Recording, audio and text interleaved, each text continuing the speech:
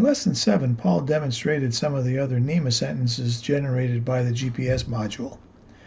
Our assignment was to create a NEMA parser which would break down a variety of NEMA sentences into meaningful data.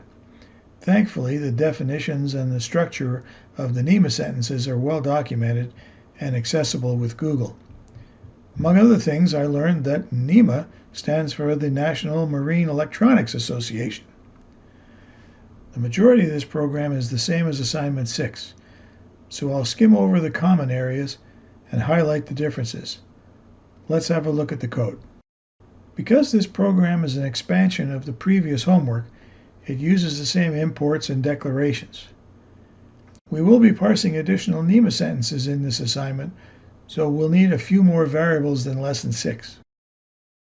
As we did in Lessons 4 and 6, we use an interrupt to measure the period of the fix LED on the GPS module. When the period of the fix LED pulses gets longer than fix limit, we set GottaFix, otherwise it is reset.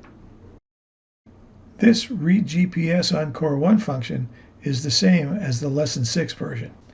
It waits for a fix, empties the UART buffer to get a clean start, then builds the raw sentence variable by detecting the known leading and closing characters in GPS NEMA sentences, $, and the new line escape character. As in Lesson 6, the code can recover from losing a fix, and it will come to a graceful halt when the user presses Ctrl-C. As we did in Lesson 6, we send a command to the GPS module which explicitly requests GPVTG sentences be included in the data stream. Line 114 starts the read GPS on Core 1 function, and the GPS lock is created on line 115. Next, we enter the familiar try, except, while true structure. We transfer shared data to the snapshot variable under the protection of the GPS lock and begin the parsing logic. As in Assignment 6, snapshot is a comma-separated list. Snapshot element 0 contains the type of the list, either GPGGA or GPGSA and so on.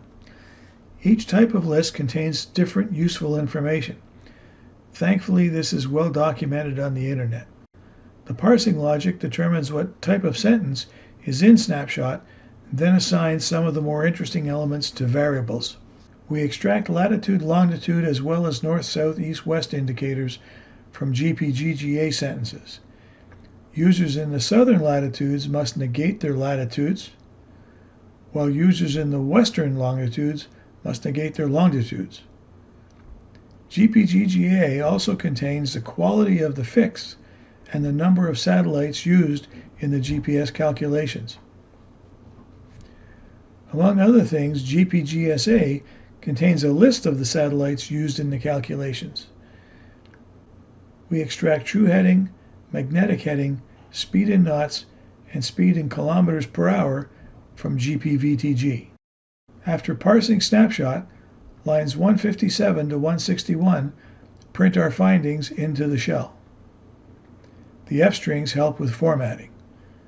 The loop repeats after a brief sleep on line 162.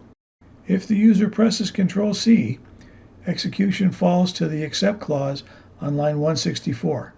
This is the same logic as Lesson 6. We message the user, set stop Core 1 to true, and wait for Core 1 is stopped to become true. Finally, we deinitialize the GPS, sleep briefly, then message the user that the program has stopped cleanly. And here's how it works. The program monitors the period of the blinking of the GPS fix LED. A period of 10 seconds or longer indicates a fix. 10 seconds can feel like a long time, so this part of the video is sped up a wee bit. Once we have our fix, the GPS data is parsed and printed in the shell. And the program closes cleanly when the user presses Ctrl-C. Well, that's it for this assignment. Any and all comments are welcome. Don't forget to like or dislike the video before you go. And feel free to subscribe. Don't forget the notification bell. We'll talk to you next time.